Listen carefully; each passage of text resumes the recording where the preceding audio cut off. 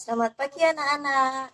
Apa kabar kalian di rumah? Baik-baik saja bukan? Nah, hari ini kita akan mempelajari tentang tema 7 subtema 3 mengenai bagian-bagian tanaman. Seperti kalian lihat, di sampingnya Bularas ini sudah ada tanaman, sebuah tanaman kembang ya, ini bunga-bunga. Ini yang pertama akan kita pelajari bagian tanaman itu adalah ini. Lihat kan? Yang kecil ini, ya ini adalah bunga. Yang kecil-kecil ini masih kuncup, yang ini sudah mekrok, sudah mekar. Nah, bunga juga macam-macam. Bunga ini ada yang seperti ini kecil, ada bunga mawar, bunga melati. Bunga membuat tanaman menjadi indah. Dan sebenarnya ada fungsi yang lain selain membuat tanaman menjadi tampak indah.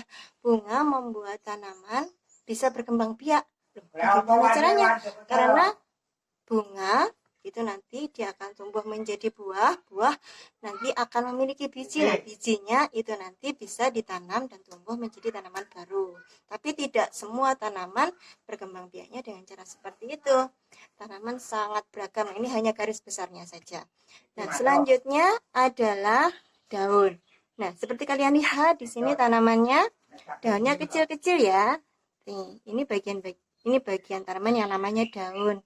Helai-helai daun. Nah, daun ini juga macam-macam. Ada yang kecil seperti ini, ada yang lebar, ada yang panjang, ada yang daunnya kasar, ada yang daunnya halus, ada yang daunnya tebal, bahkan ada yang daunnya berduri-duri seperti tanaman kaktusnya. Fungsinya tetap sama saja walaupun bentuknya berbeda-beda, yaitu sebagai dapurnya tanaman.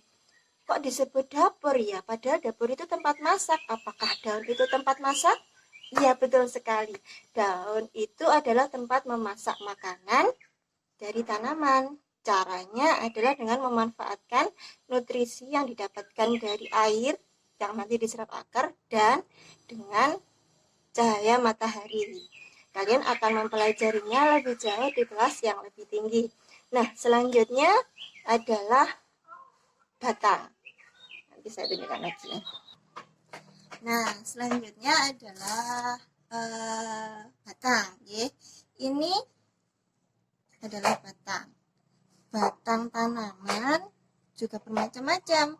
Kalau yang ini batangnya keras dan dia bercabang-cabang. Ini namanya cabang, yang lebih kecil lagi namanya ranting.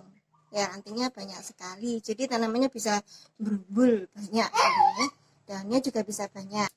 Nah, ada juga tanaman yang batangnya hanya satu saja, dia tidak bisa bercabang seperti pohon kelapa, pohon pisang, itu batangnya cuma satu saja, dia tidak bisa bercabang-cabang karena memang struktur batangnya semacam itu. Nah, selanjutnya anak-anak, Bularas akan menjelaskan bagian tanaman yang berikutnya, yakni apa ini? Di belakangnya Bularas ini ada buah apa ini?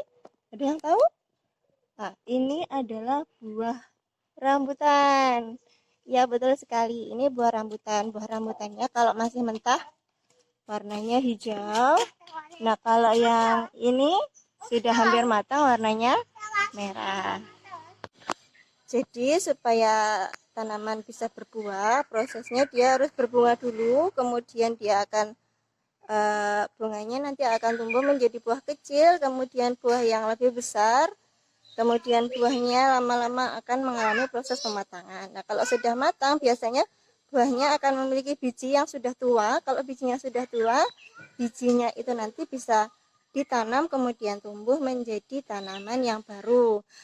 Dan kadang-kadang buah-buahan itu ada yang bisa dimakan seperti ya yang ini contohnya buah rambutan ini.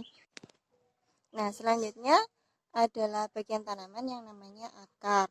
Akar biasanya berada di dalam tanah, tapi ada tanaman-tanaman tertentu yang akarnya berada di luar. Bularas akan tunjukkan tanaman yang akarnya ada di luar saja ya, karena kalau nanti tanamannya dicabut kan tanamannya kasihan gitu kan, nanti bisa mati, gak bisa ditanam lagi, gak bisa tumbuh lagi. Nah, ini saya tunjukkan bunga adenium, namanya ini bunga adenium atau bunga kamboja Jepang katanya. Nah, bisa dilihat ini yang merentul-merentul ini dia adalah akarnya tanaman ya. Ini akarnya tanaman tanaman ini, yang ini akarnya bisa sangat gendut seperti ini karena dia mau menyimpan air. Jadi akar itu tugasnya adalah menyerap air dari dalam tanah supaya tanaman bisa hidup dengan baik. Oh, ini ada rumput ya. Ada rumput, kita bisa cabut. Kalau rumput dia namanya tanaman pengganggu. Kita cabut sedikit satu. Ya.